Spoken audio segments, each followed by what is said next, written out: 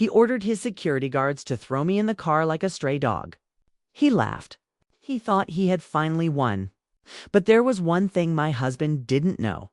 He wasn't the owner of the company. I was Dot for 10 years. I was his quiet mouse. I cooked his meals. I endured his insults. I even let him think he was a genius. But while he was busy humiliating me, he didn't realize he was being tested. He thought he was waiting for a contract to expire so he could steal my inheritance. But the moment he kicked me out, he activated a secret protocol that destroyed his entire life. The trap had finally snapped shut. You are about to watch a man lose everything in 24 hours. This isn't just a divorce. This is an execution. The air in the grand ballroom of the St. Regis didn't smell like a birthday party. It smelled like money. Cold, crisp, suffocating money. It smelled of expensive French perfume that cost more than my father's entire farm. It smelled of fresh lilies, thousands of them, imported from halfway across the world just to die in crystal vases for a single evening. And underneath it all, the faint metallic scent of judgment. I stood near a marble pillar, trying to make myself invisible. I was good at that. For 10 years, that had been my job. To be the invisible wife. To be the shadow behind the great Marcus Thorne. I smoothed the fabric of my dress. It was a modest beige linen. I had sewn it myself, spending 3 sleepless nights hunched over my old sewing machine. The needle had pricked my fingers until they bled, but I didn't care. I wanted to look presentable. Marcus had told me the company was struggling. He said we had no cash for designer gowns. He said we had to be thrifty, so I believed him. I looked around the room. Every other woman was draped in silk and velvet, emerald greens, deep sapphires, ruby reds.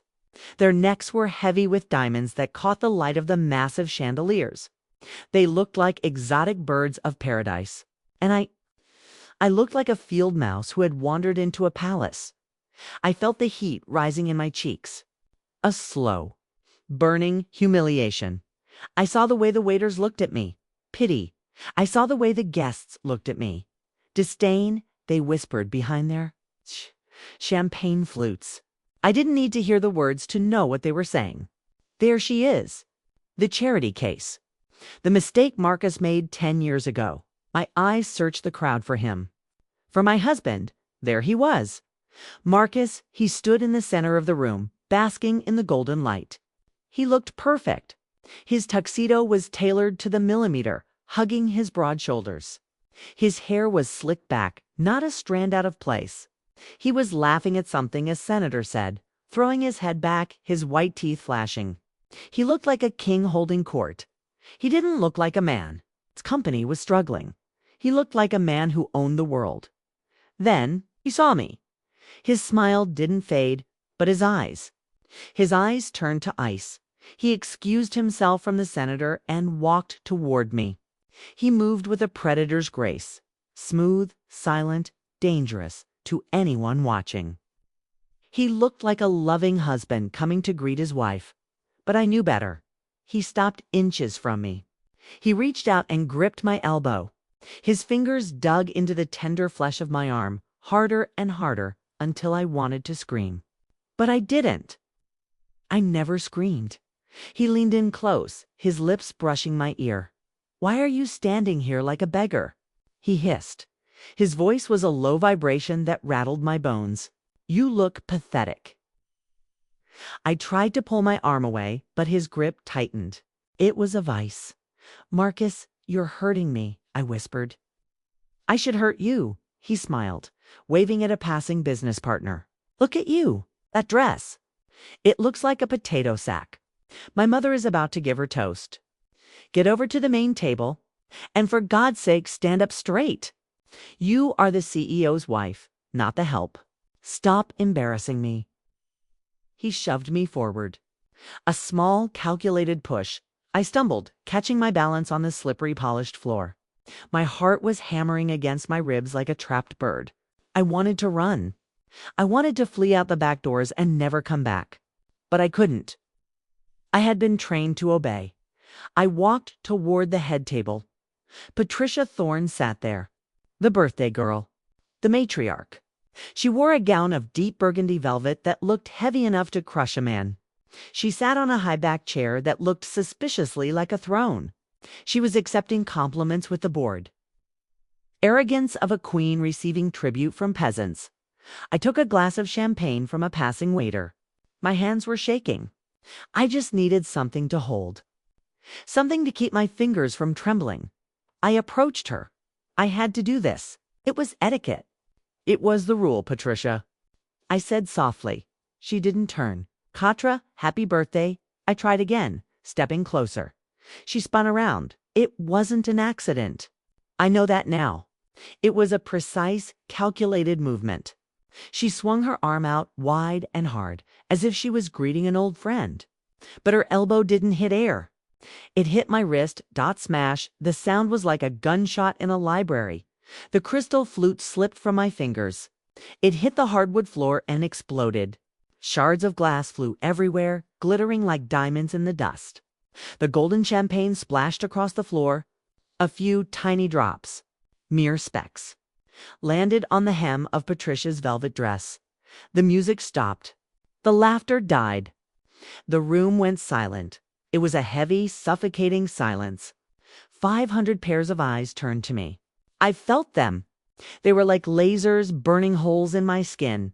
I froze. I couldn't breathe. I looked down at the broken glass, then up at Patricia. She looked at the microscopic spot on her dress. Then she looked at me. Her lip curled. "Oh, for heaven's sake," she sighed. Her voice carried across the silent room. I suppose I should have expected this. Clumsy. Just ... clumsy. She brushed at her dress with a dramatic flair, treating me like a stain she couldn't wash out. Then came the storm. Marcus was there in a second. He didn't check to see if I was cut. He didn't ask if I was okay. His face was a mask of purple rage. He saw his perfect evening cracking. He saw his reputation being stained by his village wife. "What the hell are you doing?" He roared. The sound of his voice echoed off the vaulted ceiling. "Are your hands made of stone?" He shouted, stepping into my personal space, towering over me. "Did you do this on purpose? Did you try to ruin my mother's night?" "Marcus, she bumped me," I stammered, tears stinging my eyes. "It was an accident." "Shut up." He barked. Spittle flew from his lips. "Stop making excuses. Look at you. You are a drab little mouse. All you know how to do is destroy things. I dragged you out of the gutter, Serena. I gave you a life, and you can't even hold a glass." He grabbed my arm again. Rougher this time. He treated me like a criminal. He had just caught stealing silver. He began to drag me right through the center of the ballroom. Past the senator. Past the investors. Past the wives in their silk gowns who covered their mouths to hide their smirks. "Marcus, please," I begged, tripping over my own feet to keep up with his long strides. "People are watching. Let them watch." He yelled. He was enjoying it. I could feel it. He loved the power. He loved showing everyone that he was the master. Let them see the burden I have to carry. Let them see what I have to live with. He reached the massive double doors of the exit, security. He snapped. Two large men in black suits stepped out of the shadows. They didn't look at me as a person. They looked at me as a package to be removed. "Get this thing out of here," Marcus ordered, shoving me toward them. "Throw her in the car. Lock the doors. Don't let her out until I decide what to do with her." "Marcus, ... I sobbed. "Go!" He screamed. "Your appearance disgraces my family. Get out of my sight." The guards took my arms. Their grip was iron. They didn't drag me, but they guided me with a force that made resistance impossible. Marcus turned his back on me. He adjusted his cufflinks. He smoothed his jacket. He walked back into the warmth, back to the light, back to the applause of his guests who were cheering for the strong man who had restored order. I was led into the night. The air outside was biting cold.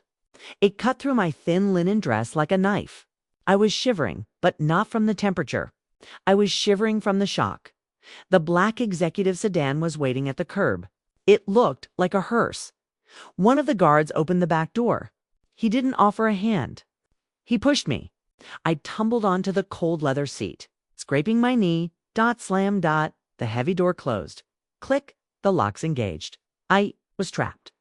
I pressed my face against the tinted glass. Through the blur of my tears, I could see the golden glow of the ballroom windows. I could see the shadows of the people dancing. They were celebrating. They were drinking wine. They were laughing. And my husband, the man I had loved for 10 years, the man I had given my youth to, was in there. He had erased me. In a single instant, he had wiped me from his life like dirt from a shoe. I pounded my fist on the window. A dull thud. Let me out. I screamed. My voice cracked. I want to go home, Marcus. But the soundproofing was perfect. The world outside couldn't hear me. I was screaming into a void. I collapsed back onto the seat. I buried my face in my hands. The mascara ran down my cheeks, staining my palms black. I felt small. I felt worthless. I felt like the mouse he said I was. Life felt over. How could I ever look anyone in the eye again? I wanted to disappear. I wanted to dissolve into the leather seats. I sobbed until my chest hurt. I cried for the 10 years I had wasted. I cried for the children I never had. I cried for the love that had turned into hate. The car was dark, silent, a tomb for a living woman. But then the silence shifted. The engine, which had been idling with a low hum, suddenly cut off. The quiet became absolute. I sniffled, wiping my nose with the back of my hand. I looked up. I realized I wasn't alone in the front seat. Behind the partition sat the driver, Mr. James, an old man with gray hair and eyes that had seen everything.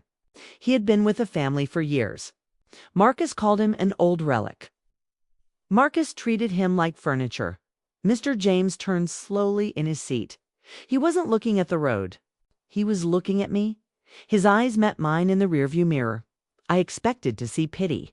I expected to see the same look the waiters had given me. The look you give a wounded animal on the side of the road. But there was no pity in his eyes. There was something else. Something hard. Something cold. Something ... dangerous. Serena, he said. His voice was different. It wasn't the voice of a servant. It wasn't the voice of a driver. It was steady, firm, commanding. Stop crying, he said. Tears won't help you now, and they will only hurt your cause. I froze. I stared at his reflection, Mr. James. I whispered, my voice trembling. Please, just unlock the door. I'll take the bus. No bus, he cut me off. Sharp, fast. We aren't going anywhere. Not until you know the truth. He reached into the glove compartment. The leather creaked. He pulled out a tablet. The screen glowed in the darkness, illuminating his face with a ghostly blue light. He turned his body fully toward me. Marcus Thorne thinks he won tonight, Mr. James said. He thinks you are a helpless victim. He thinks he is the king. Mr. James extended his hand, passing the tablet through the gap in the partition. But he is wrong, the driver whispered. Look at the screen, Serena. Took the tablet. My hands were shaking so hard I almost dropped it. Read it, he commanded. I looked down. It was a document, a government registry. It was full of legal jargon, numbers, and seals. My eyes couldn't focus. The bottom line, Mr. James said, look at the owner field. My eyes scanned down. Owner, Marcus Thorne, ... No, that's not what it said. I blinked, wiping a tear from my lashes. I read it again. Owner, Hawthorne, Serena B. My breath caught in my throat. I don't understand, I whispered. Marcus is the CEO. He owns the company. Marcus Thorne was never the owner, Mr. James said, and for the first time a small, dark smile played on his lips. He was a hired manager on a 10-year contract. And that contract expired yesterday at midnight. The world stopped spinning.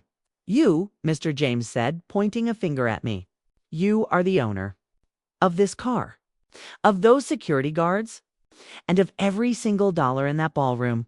He reached into his jacket pocket and pulled out a thick envelope. "Your father sent this," he said. "It's time to wipe your face, Mrs. Hawthorne. The mouse is dead. It's time for the lion to wake up." I stared at the screen.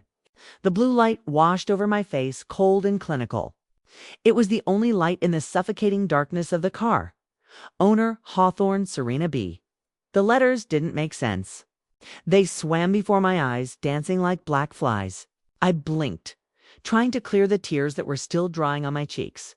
I touched the screen with a trembling finger. The glass felt smooth, real. "Mr. James," I whispered. My voice sounded hollow in the quiet cabin. Is this a joke? Is this some kind of cruel game?" I looked up at him. The old driver sat perfectly still. His face, usually so kind, so passive, was now carved from granite. He wasn't the man who opened doors for me. He was a soldier reporting for duty. "No games, Serena," he said softly. "The game ended exactly 24 hours ago. This is the score." He tapped the screen, scrolled down. I did. My thumb brushed the glass. A list of assets cascaded down the screen. The Thorne Group headquarters, 100% ownership. The logistics fleet, 100% ownership. The patent library. The real estate holdings. The offshore accounts. And at the bottom of every single entry, there was my name. Not Marcus's, mine. "My father," I stammered. "Dad is. He's a farmer. He lives in a shack. He wears patched flannel shirts. I send him $200 a month just so he can buy heating oil." Mr. James let out a low, dry chuckle. It sounded like dry leaves rustling together. "Your father, Fletcher Bloit, hasn't needed money since 1995, Mr. James said. That shack sits on 3,000 acres of prime land that he owns outright. The flannel shirts, camouflage." I felt the air leave my lungs. "Camouflage. Protection," Mr. James corrected. He knew what kind of men exist in this world, Serena. He knew about men like Marcus, predators, men who smell money like sharks smell blood. He reached into the glove box again. The hinge whined softly. He pulled out a second folder. This one was old. The paper was yellowed at the edges. It smelled of dust and time. "Your father didn't want you to be prey," Mr. James continued. His eyes locked onto mine in the rearview mirror. "So he built a test. A very long, very painful test." He pointed to the folder. "Open it."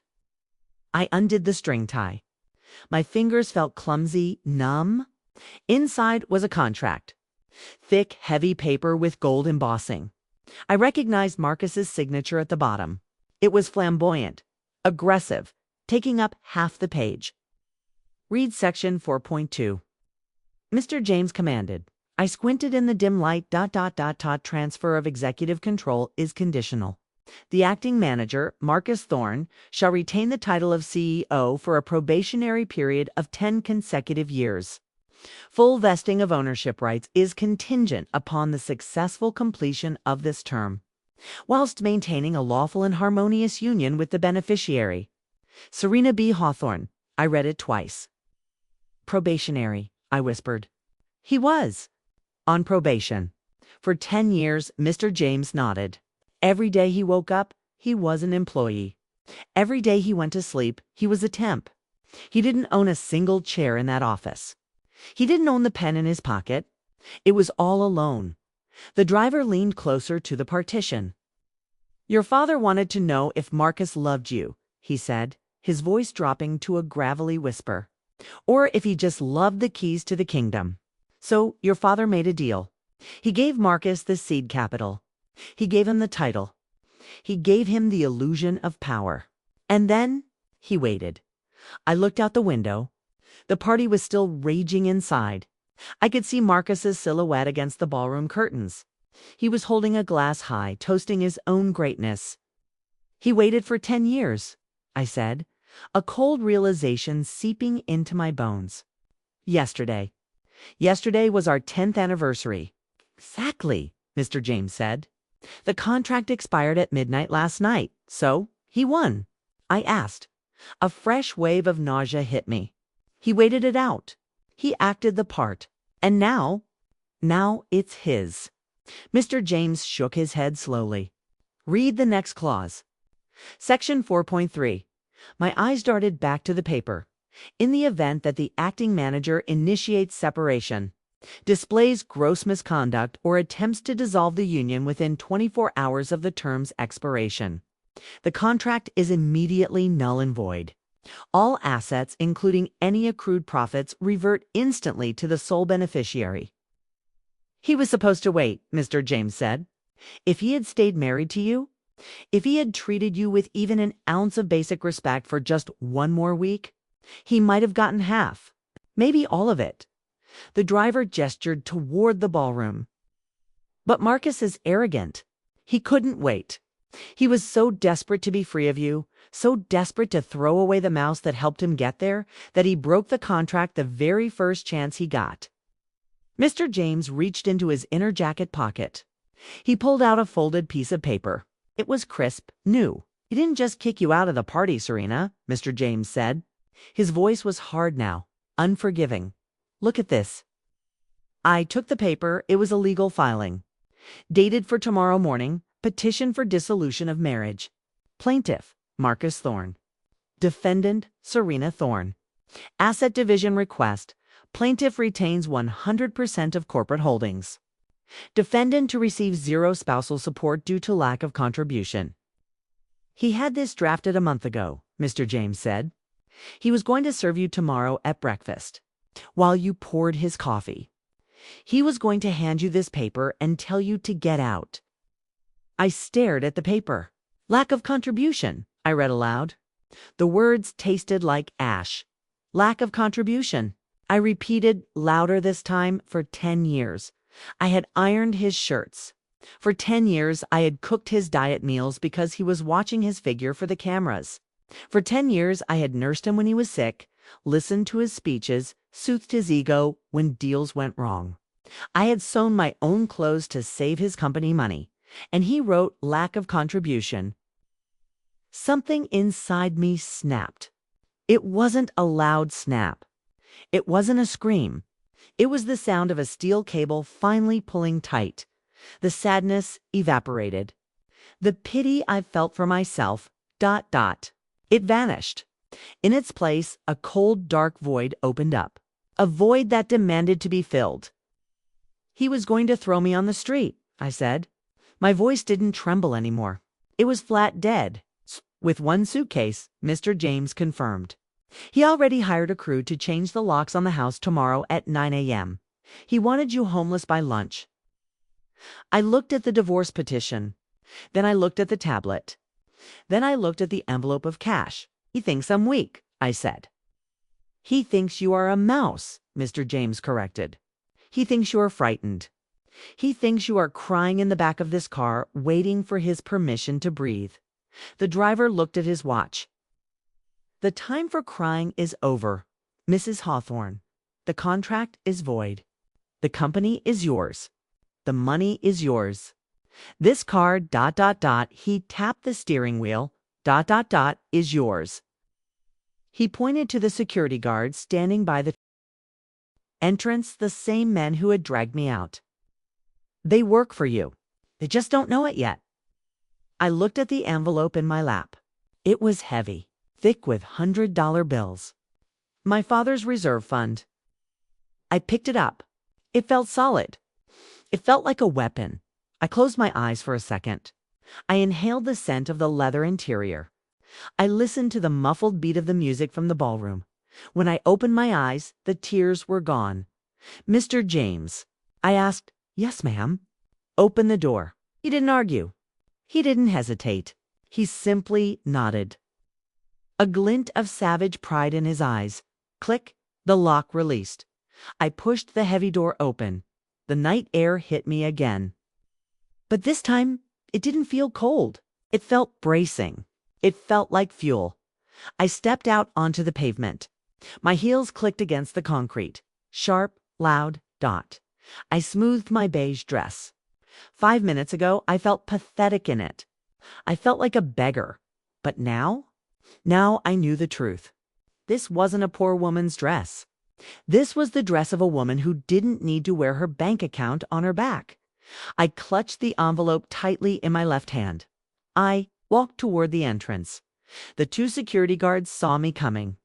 They stepped forward, blocking the path. They were large men, broad like vending machines, with earpieces coiling down their necks.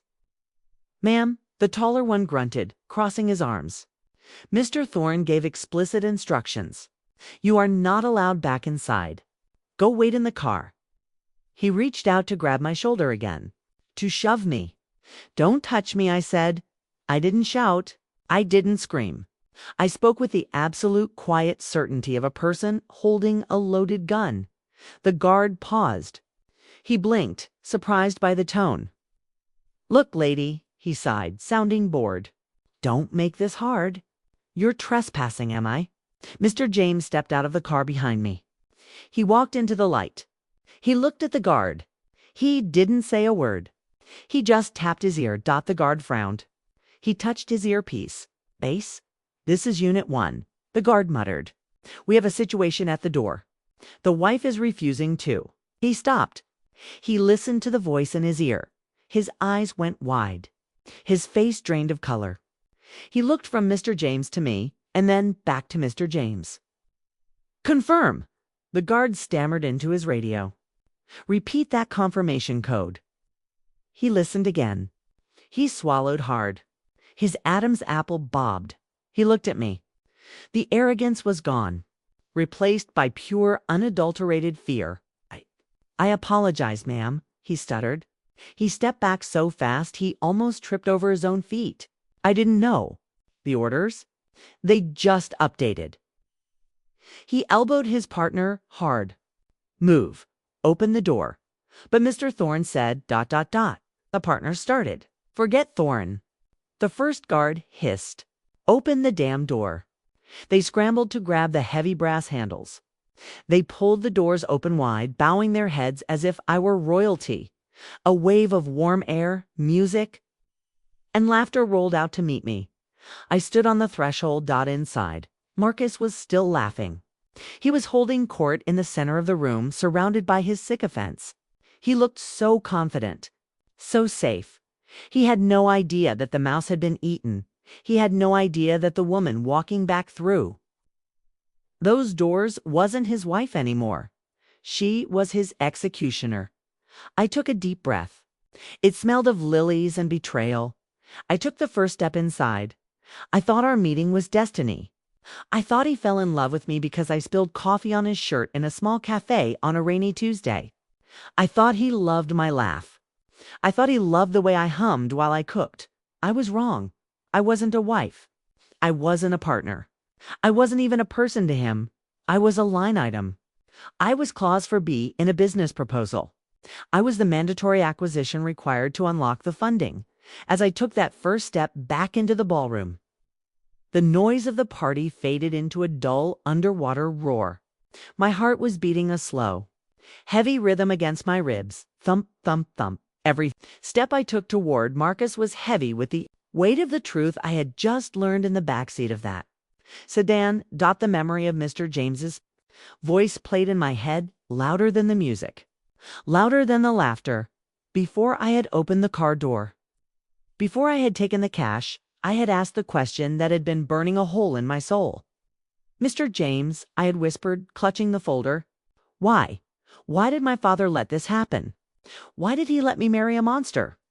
Why did he watch me suffer for 10 years and say nothing?" Mr. James had looked at me with an ancient, weary sadness. He had reached into the very back of the glove box and pulled out a small black box. "Because your father is a genius, Serena," he had said. "And geniuses know that you cannot tell a person the truth. They won't believe it. You have to let them see it." He opened the box. Inside there were photographs, dozens of them. Black and white, grainy, taken from a distance with a telephoto lens. I saw myself at 19, walking out of the music conservatory. I saw myself at 20, buying apples at the market. I saw myself sitting on a park bench reading a book, and in the corner of every single photo was Marcus. watching, taking notes, studying me. He didn't stumble into that cafe by accident, Mr. James had said, his voice like grinding stones. He stalked you for 6 months before he made contact. He learned your schedule. He learned your favorite flowers. He learned that you liked old jazz and vanilla latte. I felt the bile rise in my throat. He was building a character, Mr. James continued. He was studying the role he had to play. Your father, Fletcher Bloit, offered a seed capital of $50 million to anyone who could prove they were worthy of his legacy. But he had one condition. The candidate had to marry his daughter, and he had to stay married for 10 years. I remembered staring at the photos in the car, my fingers trembling so hard I nearly dropped them. A test, I whispered. A stress test, Mr. James corrected. Your father knew that anyone can fake love for a month. Anyone can fake it for a year. But 10 years? 10 years of poverty? 10 years of struggle? 10 years of living with a woman he thought was beneath him. Mr. James pointed at the ballroom window. That strips the mask off any man? Your father wanted to know if Marcus would learn to love you, or if he would just wait out the clock. I looked at Marcus now. He was standing 20 feet away from me in the center of the ballroom. He was smiling that perfect white smile. The smile I had fallen in love with. But now, I didn't see a smile. I saw a mask. I saw the face of an actor who was finally, after 10 long years, taking his final bow. He wasn't celebrating his mother's birthday. He wasn't celebrating our anniversary. He was celebrating the end of his shift. Every bouquet of flowers he had ever bought me, expensible. Every I love you he had whispered in the dark. Billable hours. Every time he held my hand. A contractual obligation. He had punched the clock every morning for a decade. He had done the job.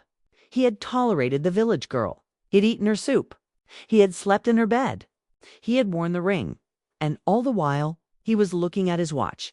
Tick, tick, tick, counting the seconds until he could throw me in the garbage and cash the check. A cold, clean rage washed over me. It was clarifying. It burned away the last shreds of my heartbreak. My father hadn't abandoned me. He had armed me. He knew I was soft. He knew I was kind. He knew I would have given Marcus everything I owned if he had just asked nicely. So my father let me see the teeth of the wolf. He let the wolf bite me just once, so I would finally understand that I needed to pick up the gun. I walked deeper into the room.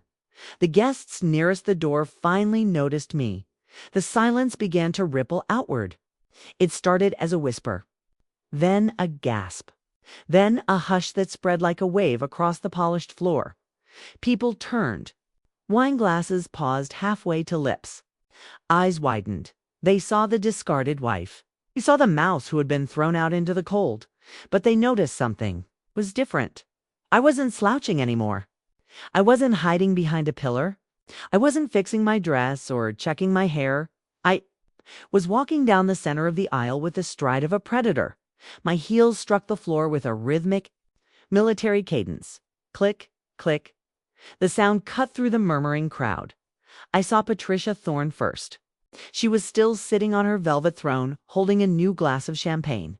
She saw me approaching, and her jaw dropped. Her eyes darted to the security guards at the door, expecting them to rush in and tackle me. But the guards stood like statues, their hands clasped behind their backs, their eyes fixed on the wall. They weren't coming to save her. Patricia's face went pale. She nudged Marcus. "Marcus," she hissed. He turned. He saw me. For a second, just a split second, I saw genuine confusion in his eyes. He couldn't process the data. Input error. The object he had discarded was returning. The trash was walking back into the house. His face flushed a deep, ugly purple. The veins in his neck bulged against his collar. He didn't see the danger.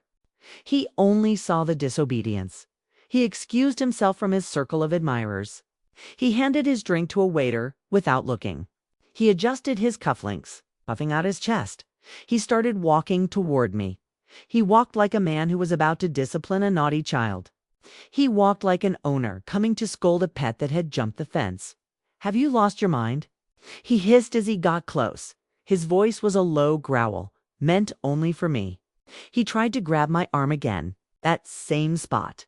That tender bruise he had made 10 minutes ago. "I told you to wait in the car," he spat. "Are you deaf? Or are you just stupid? Get out now." He reached for me, but this time I didn't flinch. I didn't step back. I stepped in. I moved past him, smoothly, fluidly, like water flowing. Around a rock, he grabbed it, empty air.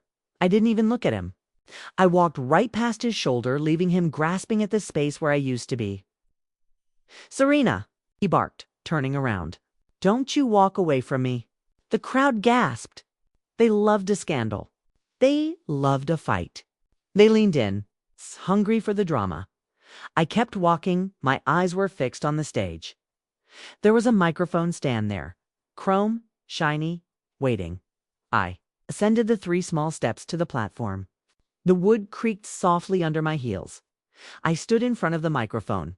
I looked out at the sea of faces. 500 of the city's wealthiest, most powerful people. The elite. The sharks. The vampires in tuxedos, and in the center of them all ... Marcus. He was frozen. He looked small from up here. He looked ... manageable. He was staring at me with a mix of fury and panic. He waved his hand at the security team again, a frantic, desperate gesture. "Get her off the stage," he screamed. "Security. Remove her." The room went deathly silent. Everyone turned to the doors. Everyone waited for the black suits to rush in and drag the crazy ex-wife away, but nobody moved. The guards didn't blink. Marcus looked at them. Then he looked at me. And for the first time in 10 years, I saw the dawn of fear in his eyes. He realized his remote control wasn't working. He was pressing the buttons, but the machine wasn't obeying. Reached out and wrapped my hand around the cold metal of the microphone stand. It hummed with electric potential. I took a breath. It was the first breath of my new life. "Good evening," I said. My voice boomed through the speakers. It bounced off the crystal chandeliers. It echoed in the corners of the room. It was amplified, powerful, inescapable. "I apologize for the interruption," I continued, my voice steady, calm, terrifyingly polite. I locked eyes with Marcus. "But we have some business to discuss, specifically the business of ownership." Marcus lunged toward the stage. "Shut up, you're drunk. You're crazy." I didn't flinch. I just smiled. A cold, razor-sharp smile. "I tried to tell you earlier, Marcus," I said into the mic, "but you wouldn't listen. So I think it's time we check the payroll." I reached into the envelope. The tears were still wet on my cheeks, but they felt different now. They didn't feel like sorrow. They felt like rain washing away grime. They felt like a baptism. I sat in the back of that darkened sedan. The leather was cold against my legs. The smell of old stale air conditioning was suffocating. But in my hand, I held the envelope. It was heavy, thick, a brick of paper and ink. That weighed more than my wedding ring ever did. I ran my thumb over the edge of the bills inside. The paper was crisp, sharp. It felt like power. It felt like a weapon. For 10 years, I had walked around with empty pockets.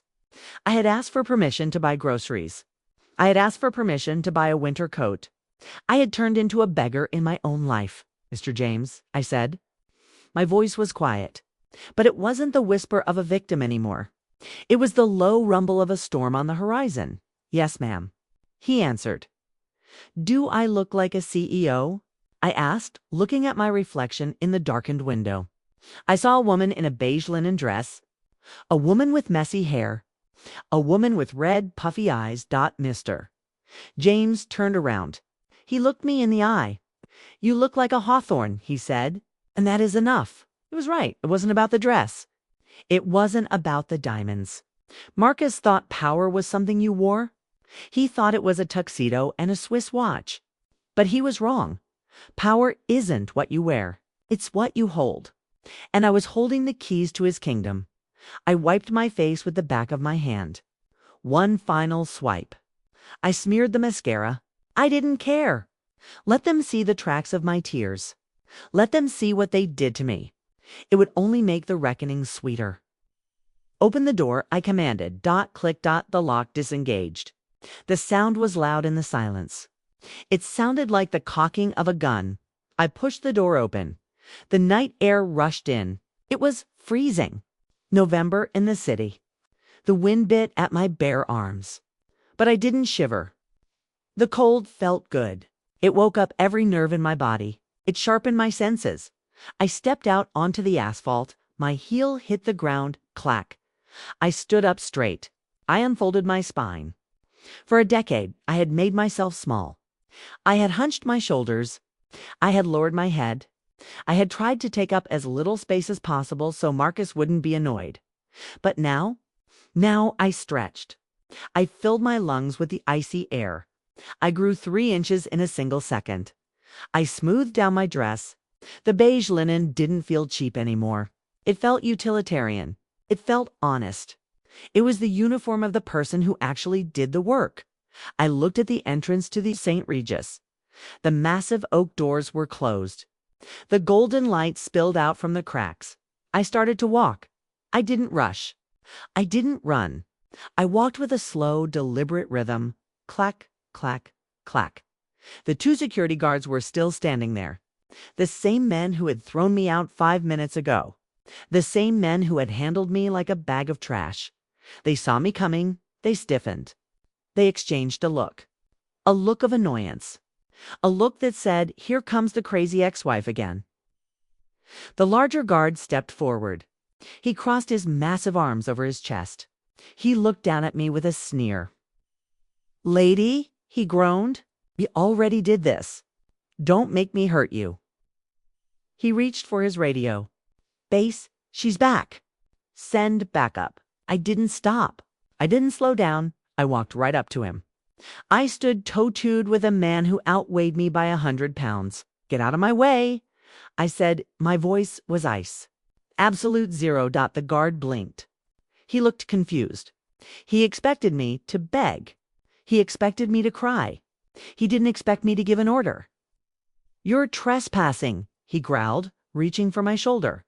"Mr. Thorne said ... I don't care what Mr. Thorne said. I cut him off. "Mr. Thorne is a guest. I am the owner." The guard paused.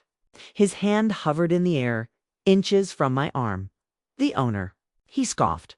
"Yeah, right? And I'm the president. Go back to the car, lady." Behind me, I heard a car door slam. Mr. James walked into the light. He moved silently like a ghost. He stood just behind my left shoulder. He didn't say a word. He just held up the tablet that the screen was glowing. It showed a security clearance profile. Top level. Code red access. The guard squinted at the screen. He read the name. Asset owner S. Hawthorne. He looked at the photo on the ID. Then he looked at me. Then he looked at the tablet again. His face went pale. The color drained out of him like water from a cracked vase. His sneer vanished. His eyes went wide with sudden, terrifying realization. He knew in that industry you don't mess with the signer of the checks. You can mess with the CEO.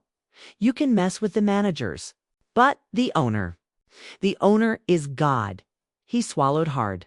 His Adam's apple, BOBBED. He dropped his hand. He stepped back. He nudged his partner hard in the ribs. "Open it," he hissed. The partner asked, confused. "Open the damn door." The first guard barked, panic rising in his voice. Now, the partner didn't argue.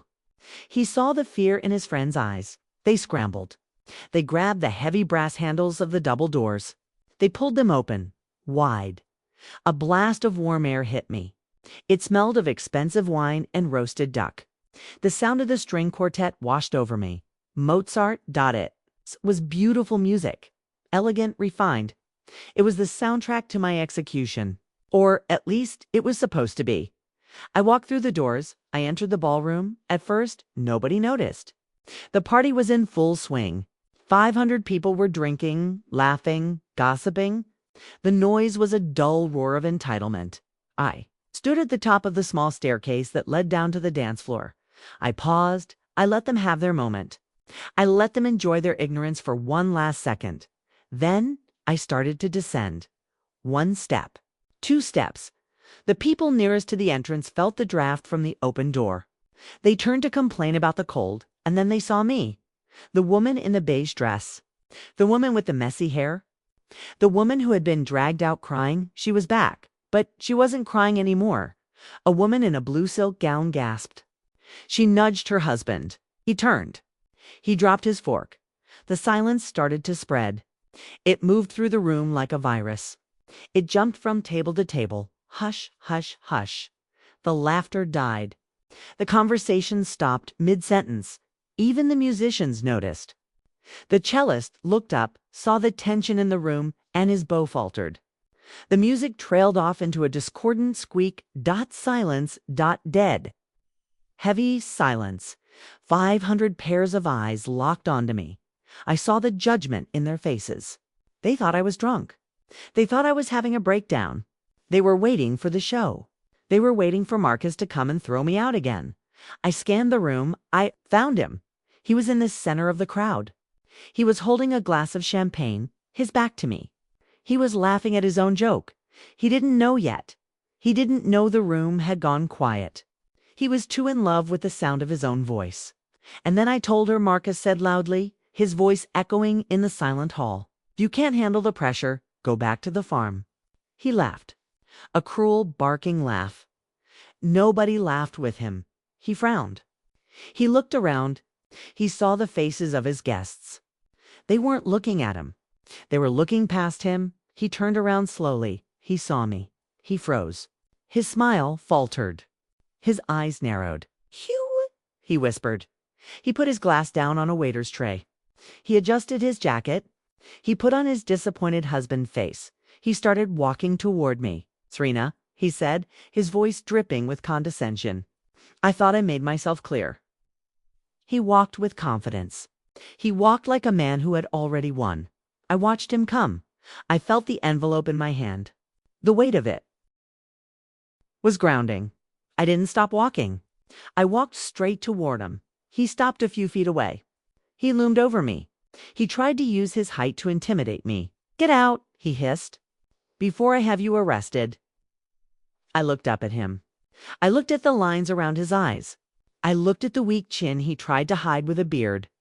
I looked at the man I had worshipped, and I saw ... nothing. Just a suit. Just an empty suit filled with hot air and lies. I didn't answer him. I simply sidestepped him.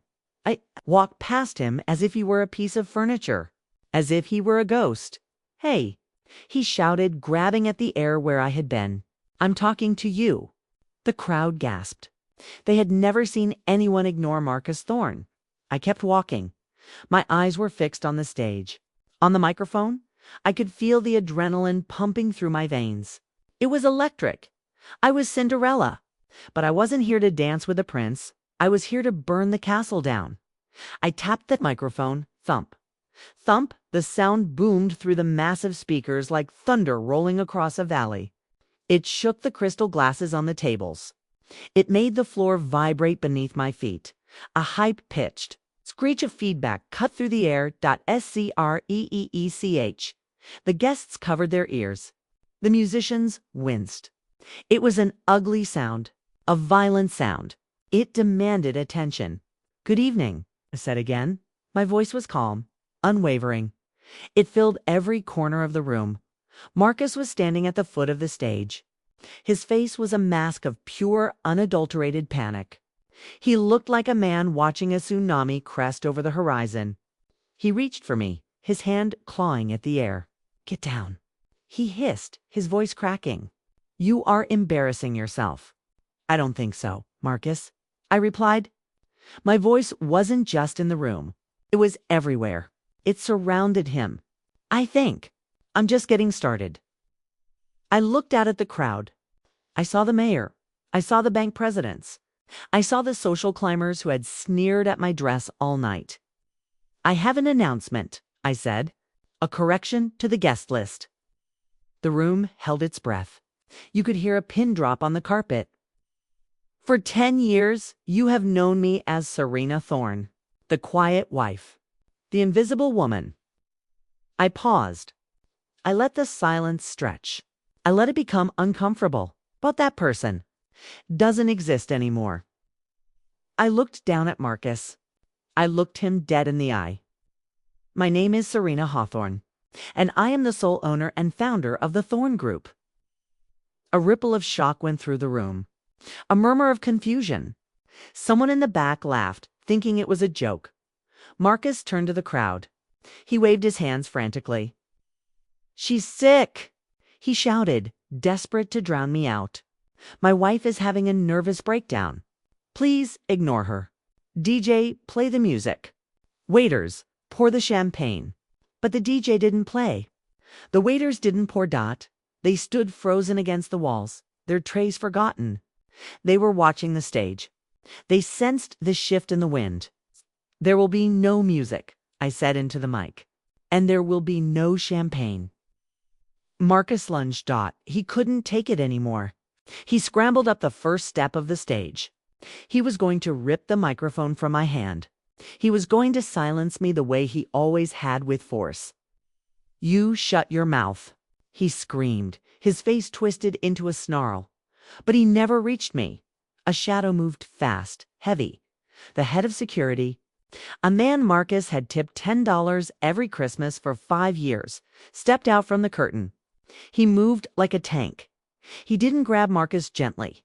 He stepped in front of him like a concrete wall. Thud. Marcus ran chest first into the guard.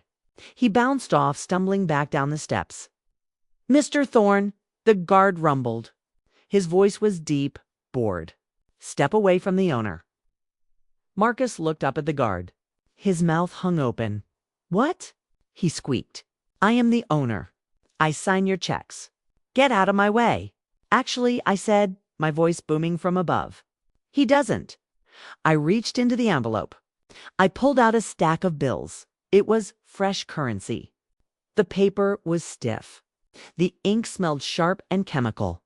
It was the smell of reality. Marcus forgot to mention a small detail about tonight's festivities. I announced to the room. He didn't pay for it. I walked to the edge of the stage. I looked at the headwaiter, an older man named Thomas. He had tired eyes and calloused hands. He had been serving arrogant rich people all night while worrying about his rent. "Thomas?" I asked. The man flinched. "Yes, ma'am." "How long has it been since the catering company was paid?" Thomas looked at Marcus. Then he looked at me. He saw the cash in my hand. He saw the strength in my eyes. 3 months, ma'am," he said. His voice was quiet, but in the silence of the room, everyone heard it. "We haven't been paid since August." A gasp went through the crowd. The elite, the billionaires. They gasped not because they cared about the waiters, but because of the scandal. Insolvency, bankruptcy. In their world, that was worse than murder. Marcus went white. He looked like a ghost liar. He shrieked. "That's a lie. I have the money. It's a wire transfer issue?"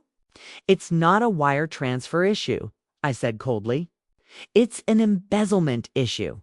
You spent the catering budget on a diamond bracelet for your mistress." The crowd turned to look at a young blonde woman near the bar. She turned red and tried to hide behind a plant. I held out the stack of cash. "Thomas, come here." The head waiter walked to the stage. He moved slowly, as if he were in a dream. I placed the brick of money into his hands. It was heavy, substantial. "It's the back pay for your entire team," I said, "plus a bonus for dealing with my husband." Thomas looked at the money. He thumbed the corner of the stack. It was real. He looked up at me. There were tears in his eyes, genuine tears. "Thank you, ma'am," he whispered. "Distribute it now," I ordered. "Right here. On the floor." Thomas nodded. He turned to his staff. He waved them over. And then the most beautiful thing happened. The waiters, the busboys, the bartenders, ... They all converged. They ignored the guests. They ignored Marcus.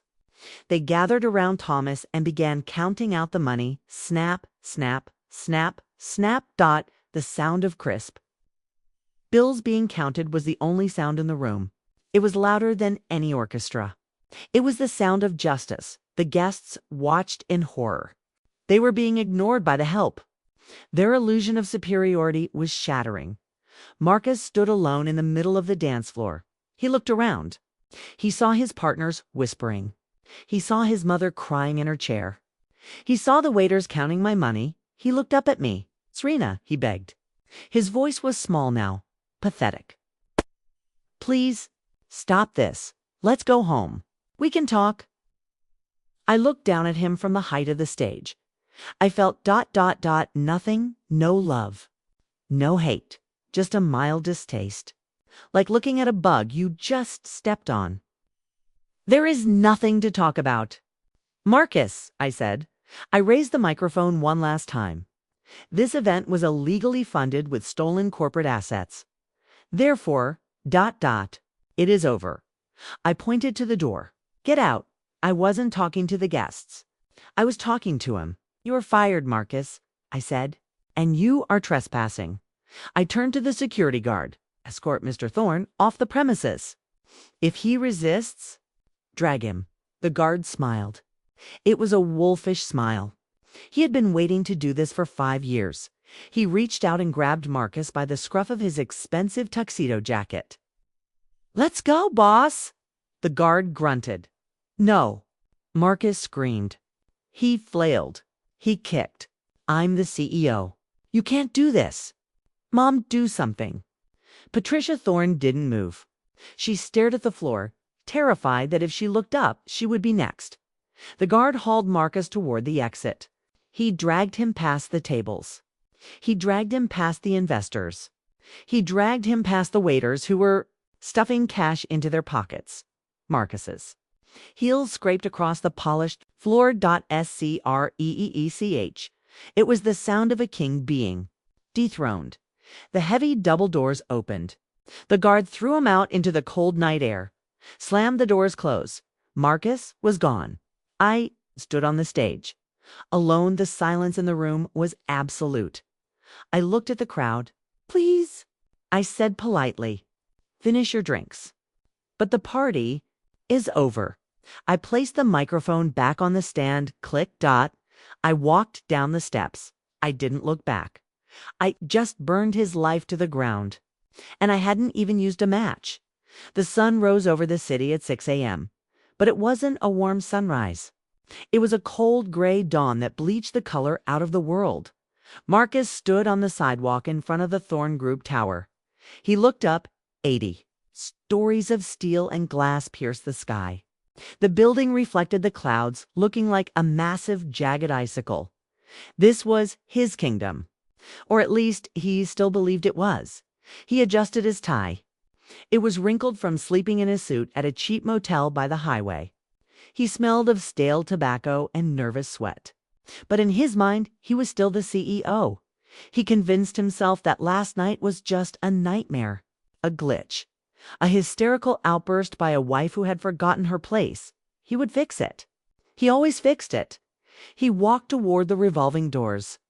He pushed through. Whoosh. The lobby was quiet. It smelled of floor wax and expensive espresso. The morning shift was just arriving. Marcus walked to the security turnstiles. He walked with his chin up. He walked with the arrogance of a man who owned the concrete beneath his feet. He reached into his pocket. He pulled out his platinum keycard. He slapped it against the reader. Bzzzt. A red light flashed. An angry electronic rejection. The turnstile arms remained locked. Solid steel bars blocking his path. Marcus frowned. He wiped the card on his jacket. "Stupid machine," he muttered. He swiped again. Harder this time. Bzzzt. The red eye blinked at him. "Access denied." "Open up," Marcus yelled, kicking the metal base of the turnstile. The sound echoed in the cavernous lobby. He looked toward the reception desk. Lena was sitting there. She was a young girl, 22, for 3 years. She had been terrified of him. If Marcus Thorne frowned, Lena would tremble. If he asked for coffee, she would run ... but today ... Lena wasn't running. She sat behind the marble desk, her hands folded. She watched him kick the machine. She didn't look scared. She looked ... embarrassed. For him, Lena, Marcus barked, his voice cracking. The system is down. Buzz me in. Now, Lena didn't move. She didn't reach for the override button. She slowly shook her head. I can't do that, Mr. Thorne, she said, softy. You can't. Marcus laughed. It was a high, jagged sound. I am the CEO. I am ordering you to open this gate. You aren't the CEO, Lena said. She raised a hand and pointed to a large easel standing in the center of the lobby. It was draped in a black velvet cloth, but the cloth had been pulled back. A framed document was displayed there. Directive number 1, Marcus pressed his face against the glass partition. He squinted. Effective immediately. Marcus Thorne is removed from all executive duties. Reason, gross misconduct and expiration of contract. Signed, Serena B. Hawthorne, owner. The signature was large, sweeping. It took up half the page. It looked like a blade cutting across the paper. This is a forgery, Marcus whispered. The blood drained from his face. This is insane. He turned back to the turnstile. He grabbed the steel bars with both hands. He shook them. He rattled the cage like a trapped animal. He screamed. This is my building. Do you hear me? Mine? 2 security guards appeared from the shadows. They weren't the usual night watchmen. These were new guys. Bigger, meaner, they wore the insignia of a private firm. They didn't say a word. They just walked up to him. One on the left. One on the right, they took his arms. Don't touch me. Marcus shrieked. I'll fire you. I'll sue you. They dragged him backward. His heels skidded on the freshly waxed floor. Screech. They hauled him through the revolving door and threw him. Out onto the pavement, he landed on his hands and knees. The concrete scraped his palms. The cold wind bit through his thin suit jacket. Passersby stopped to look. Businessmen with briefcases. Secretaries with coffees. They stared at the man on the ground. The man who was screaming at a building. They stepped around him like he was a puddle of dirty water. Marcus scrambled to his feet. He was panting. His heart was hammering against his ribs like a trapped bird. Fine. He yelled at the silent glass tower. Keep the office. I don't need it. I have the records at home. I'll destroy her from home. Home, his sanctuary. His fortress. The suburban estate with the 10-foot walls and the heated driveway. He hailed a cab. He didn't have cash, but he figured he could bully the driver later. 20 minutes later, the taxis screeched to a halt in front of the estate. Marcus jumped out. He ran to the pedestrian gate.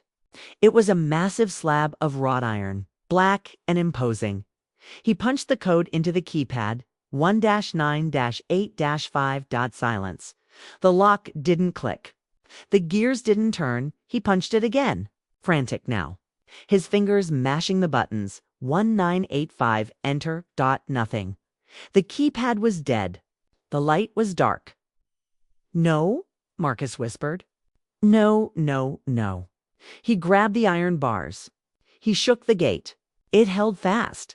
It was immovable. A solid wall of metal separating him from his life. Serena, he screamed. Open this gate. I know you're in there. He kicked the metal. Clang. The sound rang out in the quiet morning air. It disturbed the peace of the wealthy neighborhood. Serena, open up. You changed the codes. You thief. He looked for a way to climb. He grabbed the decorative spikes at the top. He pulled himself up, his dress shoes slipping on the smooth metal. Hey! A voice barked from the yard next door. It was the colonel, their neighbor, a retired Marine with a crew cut and a watering hose in his hand. He was staring at Marcus over the hedge. What do you think you're doing? The colonel asked. This is my house, Marcus yelled, hanging from the gate like a monkey. My wife locked me out. Call the police. Tell them she's stolen my property. The colonel looked at Marcus. He looked at the wrinkled suit, the wild eyes, the desperation. Then he looked at the house. "Doesn't look like your house anymore, son," the colonel said dryly. "And if you don't get off that fence, I'm calling the cops. But not on her, on the intruder." Marcus dropped to the ground. He landed heavily. His ankles stung. He looked up at the house. The windows were dark. The curtains were drawn. It looked like a tomb. But then, on the second floor, a curtain moved. Just an inch. Marcus froze. He saw her Serena. She was standing in the window of the master bedroom. She was wearing a white robe. She held a cup of tea in her hands. Steam rose from the cup, curling around her face. She was looking down at him. She wasn't angry. She wasn't crying. She was just ... watching. She looked at him the way a scientist looks at a bug in a jar. Detached, curious, cold. "Serena." Marcus waved his arms. "Let me in, please. My clothes are in there. My safe. The documents."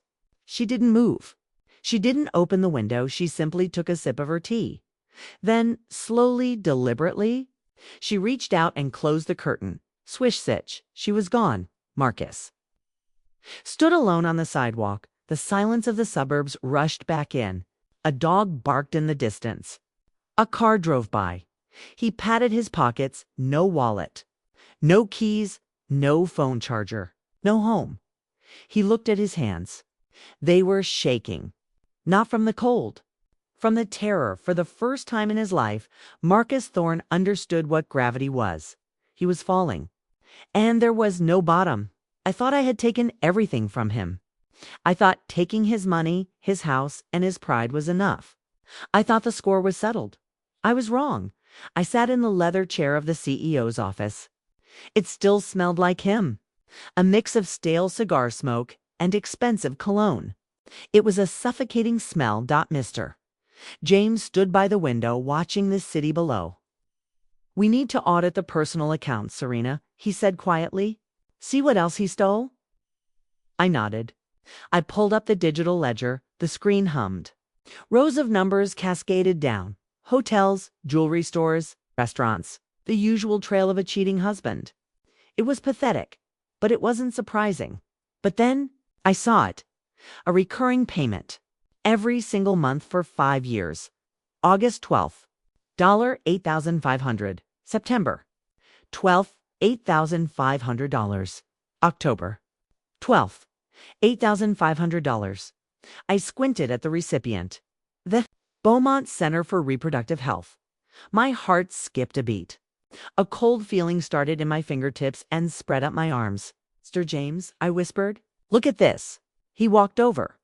He looked at the screen. He frowned. "Beaumont?" asked. "Isn't that where you went for?" "For my treatments, I finished." "Yes." I stared at the numbers. They didn't make sense. Marcus had always complained about the cost of my fertility treatments. He told me we couldn't afford the extra procedures. I had paid for every doctor's visit out of my own small savings. I had skipped lunches to pay for the blood tests. So why was he sending them $8,000 a month? Consulting fees. Mr. James read the description. Why would a fertility clinic need consulting from a logistics manager? I stood up. The chair rolled back with a screech. "Get the car," I said. My voice was shaking.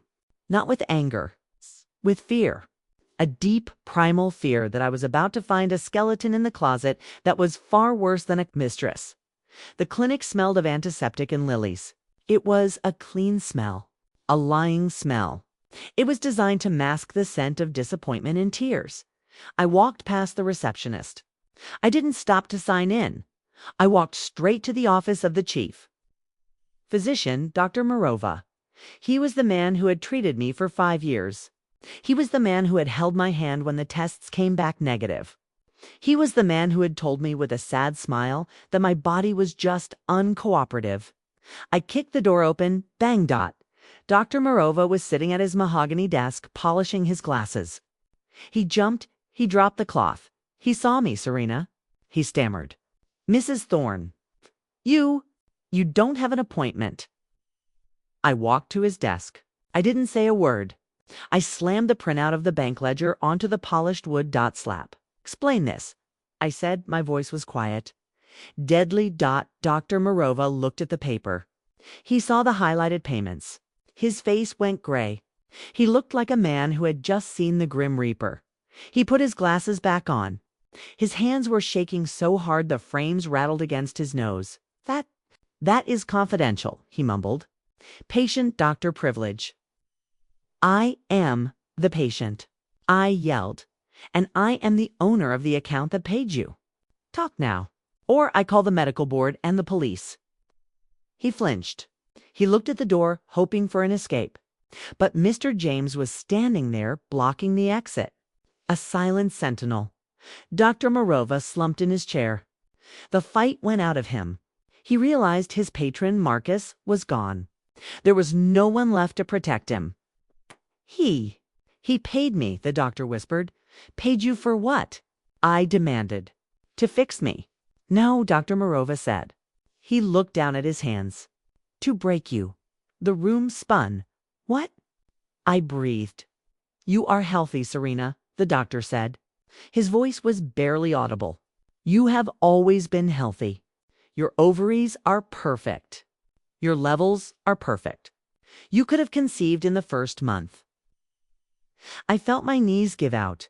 I grabbed the edge of the desk to keep from falling. "But the pills," I whispered. "The injections. You said they were to stimulate ovulation." "They weren't," he confessed. "They were high-dose hormonal contraceptives, the strongest on the market." The silence that followed was heavy. It was thick. It was suffocating. My mind flashed back. I saw myself crying in the bathroom, staring at a single pink line on a test. I saw myself praying to God, asking what was wrong with me. I saw Marcus hugging me, holding me tight, whispering, "It's okay, honey. Maybe we aren't meant to be parents. Maybe it's for the best." He knew. He knew the whole time. He wasn't comforting me. He was containing me. "Why?" I asked. My voice broke. It was a sound of pure agony. "It's the contract," Dr. Morova said. "Marcus told me. If you had a child, the divorce would be messy. He couldn't risk an heir claiming the company. He needed you childless. He needed you to feel broken so you wouldn't fight back. So he paid you," I said. "He paid you to poison me. It was a lot of money," the doctor whispered. "I have debts." I looked at him. I looked at this man in his white coat. This man who had taken an oath to do no harm. He was worse than Marcus. Marcus was a greedy sociopath. But this man was a butcher of souls. For 5 years, I had mourned children that never existed. I had hated my own body. I had felt like a failure as a woman, and they had bought that pain. They had purchased my misery for $8,000 a month. A fire ignited in my chest. It wasn't the warm fire of justice. It was the cold, black fire of annihilation. I stood up straight. I looked at Dr. Morova. "You have 24 hours to surrender your license," I said. "If you don't, I will spend every dollar in that account to make sure you die in prison." I turned around. "Let's go, Mr. James."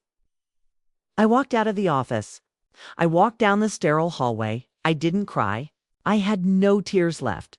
Marcus Thorne had stolen 10 years of my life. I could forgive that. He had stolen my money. I could forgive that. But he had stolen my motherhood. He had stolen the family I dreamed of. And for that, there would be no mercy. There would be no Alaska. There would be no second chances. I walked to the car. "Where to?" Mr. James asked. "Home? No," I said. "To the bank. I want to freeze everything. I want him to starve." Marcus had one place left to go. One safe harbor in the storm he had created. Chloe, his kitten. The woman who listened to him complain about his boring wife. The woman he had bought the diamond bracelet for. The woman who carried his child, or so she claimed. He ran through the back alleys of the city. He kept his head down, pulling his coat collar up to hide his face. He felt like a fugitive. He reached her apartment building. It was a sleek, modern high-rise in the trendy district. He paid the rent. Of course, he fumbled with his keys. His hands were shaking so badly, he dropped them twice. Clatter. He picked them up, scratching the metal against the lock.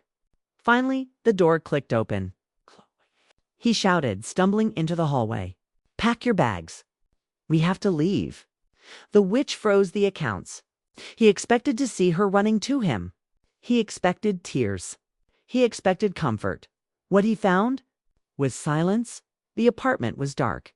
It smelled of stale air and her perfume, sickly, sweet vanilla scent that now felt cloying. He walked into the bedroom. Chloe. The closet doors were wide open. Empty hangers lay on the floor, tangled like wire skeletons. Clink, clink, her clothes were gone.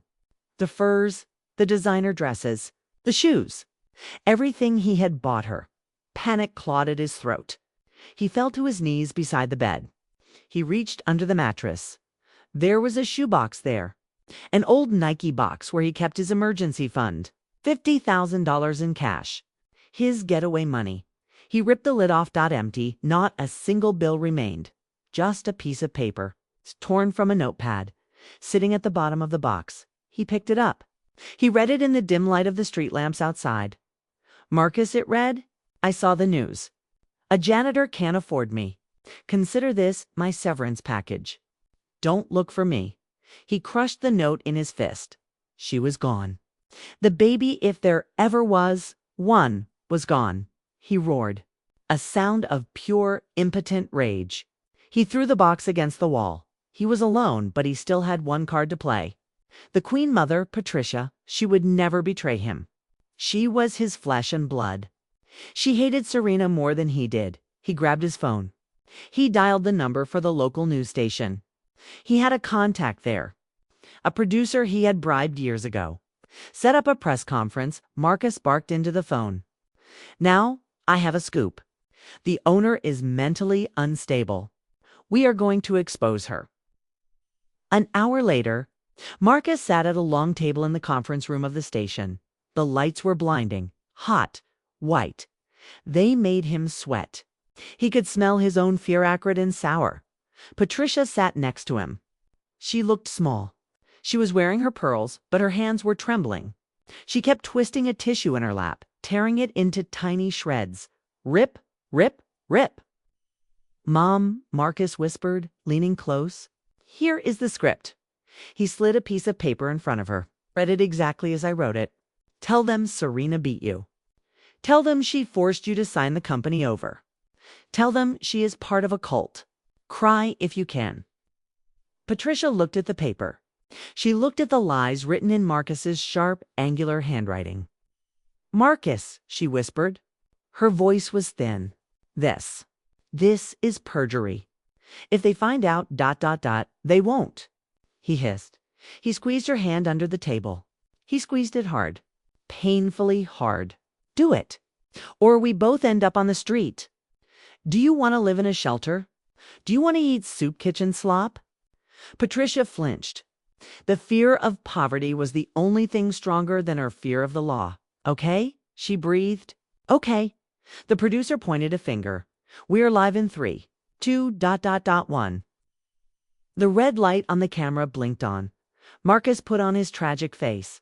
He looked into the lens. "Good evening," he said. His voice broke perfectly. A practiced sorrow. "I am here with my mother, Patricia Thorne. We have been victims. Victims of a hostile takeover by a woman who needs serious psychiatric help." He turned to Patricia. "Mom, please, tell the world what Serena did to you." Patricia leaned toward the microphone. Squeak. She looked at the camera. Then she looked at the monitor on the wall. On the split screen, she saw herself. Old, tired, frightened. And then she thought about the condo. She thought about the eviction notice Serena had shown her. She thought about the power Serena now held. If she lied for Marcus and they lost, Serena would crush her. Serena would leave her with nothing. But if she told the truth, maybe, just maybe, the new owner would show mercy. Patricia looked at Marcus. She saw the sweat on his lip. She saw the cruelty in his eyes. The same cruelty he had used on Serena for 10 years, she realized, with a sudden clarity. That her son was a sinking ship, And Patricia Thorne was a survivor. She took a deep breath. My son, ... she began. Marcus nodded encouragingly. Go on, my son is a liar, Patricia said loudly. The room went silent. The journalist stopped typing. Marcus froze. What? He whispered. Mom, read the script. No. Patricia shouted. She stood up. She pointed a shaking finger at him. P wrote this. He told me to lie. He told me to say, Serena, hit me. Shut up. Marcus roared. He tried to grab the microphone. She's senile. Cut the feed. But Patricia was faster. She grabbed the mic stand. She clung to it like a lifeline. He forged my signature. She screamed into the camera. He stole my condo. He took a loan out in my name and didn't tell me. He is the thief, not Serena. Flashbulbs exploded. Pop. Pop, pop. The room erupted into chaos. Journalists were shouting questions. Mr. Thorne, is it true? Did you defraud your own mother? Marcus stared at his mother. He couldn't believe it. The woman who had birthed him, the woman who had taught him to be ruthless, she had just used that ruthlessness against him. Double quotes, you ... Marcus stammered. You traitor. I'm not going to jail for you, Marcus, Patricia hissed, leaning away from him. I'm saving myself. She looked directly into the camera lens. She knew Serena was watching. Serena. She cried out. I'm telling the truth. You see, I'm on your side. Please don't take my home. Marcus stood up. He looked around the room. The cameras were eating him alive. The world was watching him crumble. He had no wife. He had no mistress. He had no mother. He backed away. He hit the wall. There was nowhere left to run. He was totally, completely, and utterly alone. The community center smelled of lemon polish and rain. The air was warm. It vibrated with the sound of 50 children singing, Silent Night. Their voices were high, pure, innocent. I stood on the stage, my back to the audience. I moved my baton through the air, guiding the melody. For the first time in days, my mind was quiet. The music washed away the filth of the lawyers, the banks, and the betrayal. Then, the piece shattered. Bang. The double doors at the back of the hall flew open. They slammed against the walls with a violence that shook the floorboards. The singing stopped.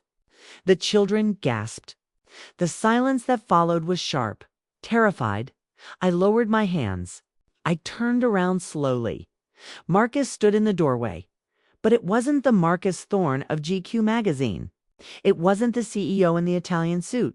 He was a wreck. He was wearing a dirty gray hoodie. His hair was matted, sticking up in wild tufts. He hadn't shaved in 2 days. Even from the stage 50 feet away, I could smell him. He smelled of stale sweat, cheap whiskey, and desperation.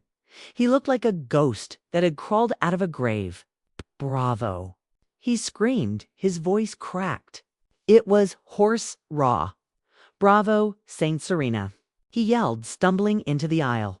He pointed a shaking finger at me. Look at her. The angel of charity. She's a thief. She stole my life. The parents in the audience turned. They saw the madman. Marcus started walking toward the stage. He was limping. Give it back. He shrieked.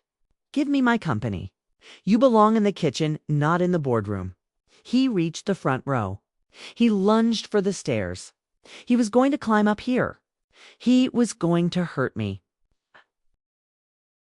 Saw it in his eyes. But he never touched the wood. A wall rose up. A wall. Of flannel shirts and denim jackets. 3 fathers stood up from the front row. One was a mechanic. One was a factory worker. One was a teacher. They weren't rich men. They didn't have security details. But they had something Marcus never understood. Loyalty. They stepped into the aisle. They blocked his path with their bodies. That's enough, buddy, the mechanic rumbled. He crossed arms as thick as tree trunks. You're scaring the kids.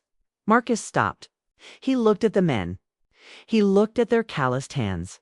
Get out of my way, Marcus sneered, trying to summon his old arrogance. I am Marcus Thorne. I own this town. You don't own dirt, the teacher said calmly. We saw the news. Sit down. Or get out. Marcus froze. He looked around. The entire room was standing now. Mothers, grandmothers, they were all staring at him with pure, cold contempt. He was outnumbered. He was surrounded by the peasants he had mocked for a decade. And they were stronger than him. Serena, he yelled over their shoulders. He sounded like a frightened child now. Tell them, I'm your husband. We need to talk. I'll make a deal. I placed my baton on the music stand. Click. I walked to the edge of the stage. I looked down at him. Let him through, I said softly. The men hesitated. Then they stepped aside. They formed a corridor, a path to judgment. Marcus stumbled to the foot of the stage. He looked up at me. His eyes were wet. Serena, he whispered, baby, please. This has gone too far. Give me half. It's just half. I'll leave the country. I swear I didn't answer. I simply extended my hand to the side. Mr. James stepped out of the shadows of the wings. He placed a thin blue folder in my palm. I don't make deals with terrorists, Marcus, I said. And I don't make deals with thieves. I opened the folder. You have two options, I said. My voice was amplified by the room's acoustics. And you have 60 seconds to choose options. He blinked. Option 1, I said. The police. I pointed to the back of the hall. 2 uniformed officers stepped through the doors. They didn't draw their weapons. They just stood there, waiting. One of them held a pair of handcuffs. The metal glinted under the exit sign. My auditors finished their report an hour ago. I continued. Grand larceny. Mortgage fraud, forgery, conspiracy to commit medical malpractice, and ... tax evasion. Marcus flinched at every word. It was like I was punching him. That is 15 years, Marcus, I said coldly. Federal time.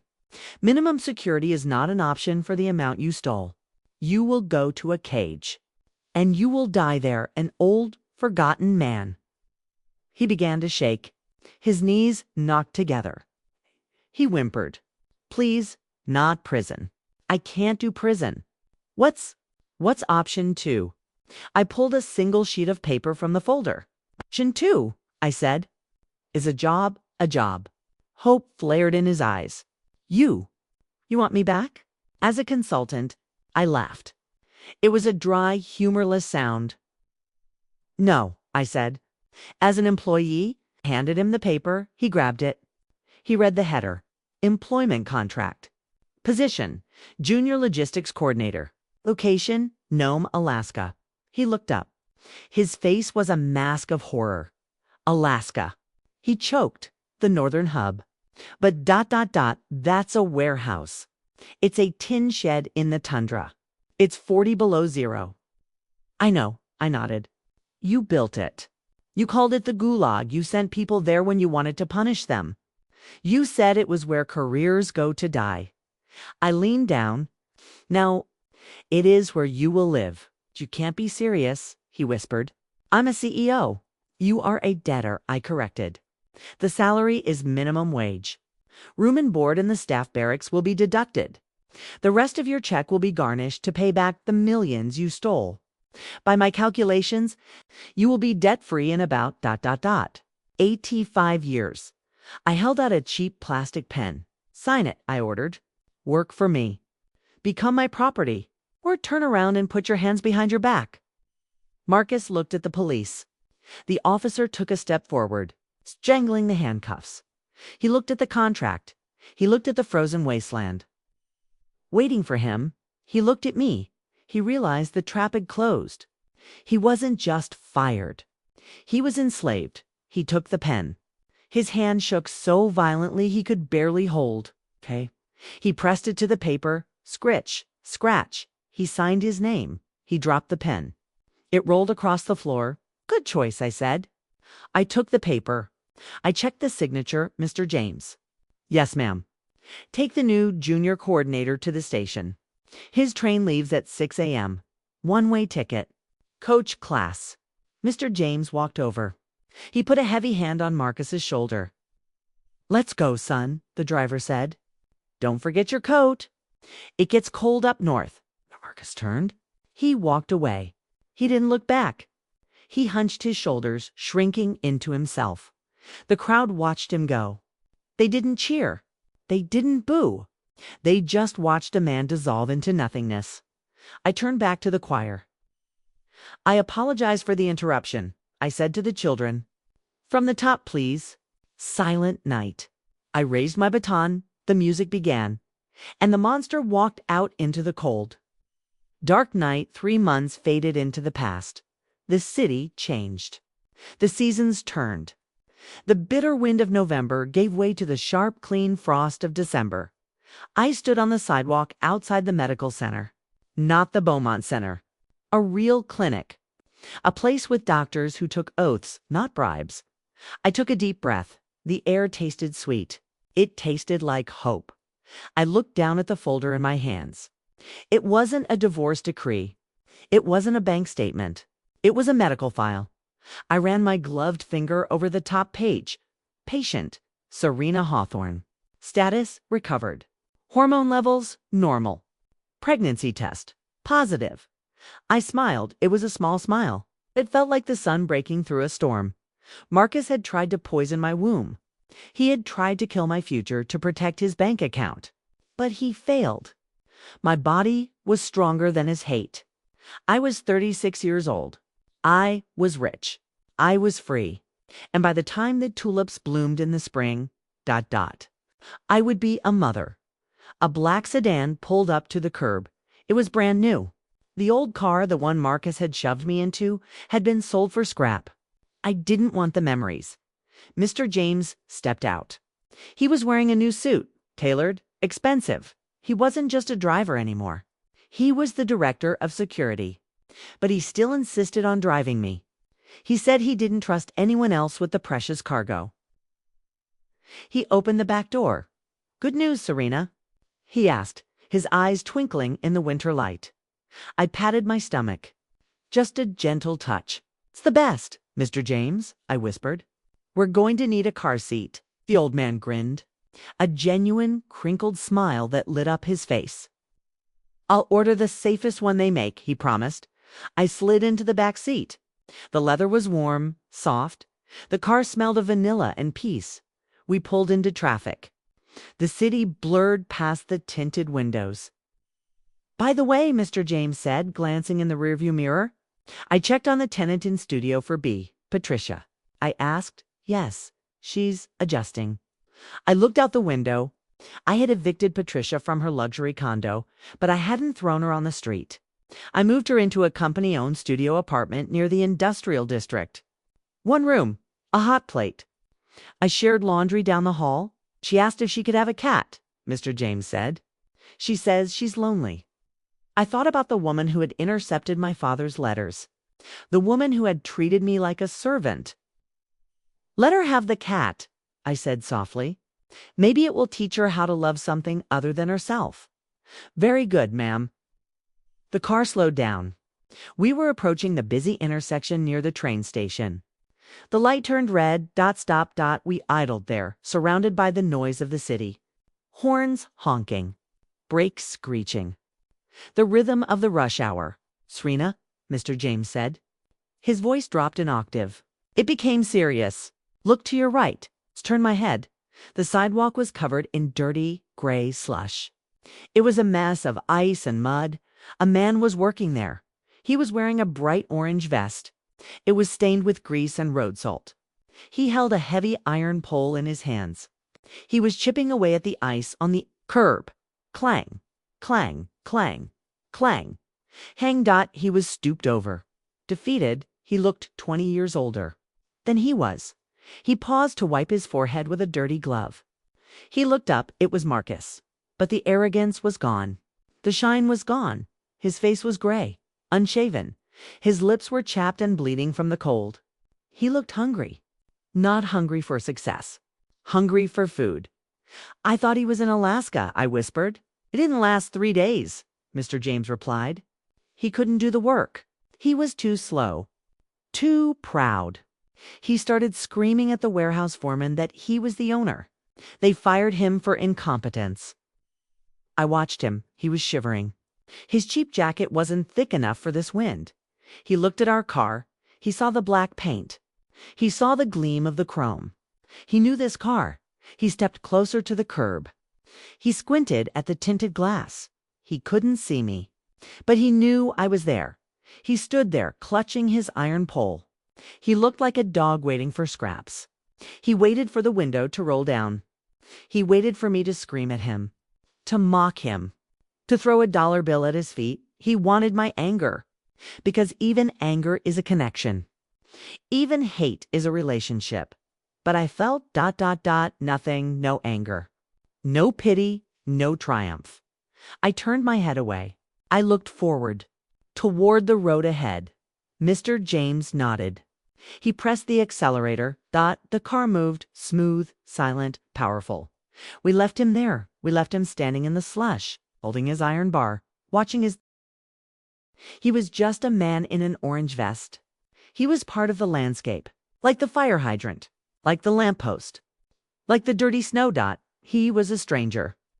"The light is green, Mr. James," I said. I turned my head away. I looked forward, toward the road ahead. Mr. James nodded. He pressed the accelerator. The car moved, smooth, silent, powerful. We left him there. We left him standing in the slush, holding his iron bar, watching his past drive away into a future he would never touch. I pulled out my phone. I dialed a number I hadn't called in 10 years. It rang once. "Hello." A gruff, familiar voice answered.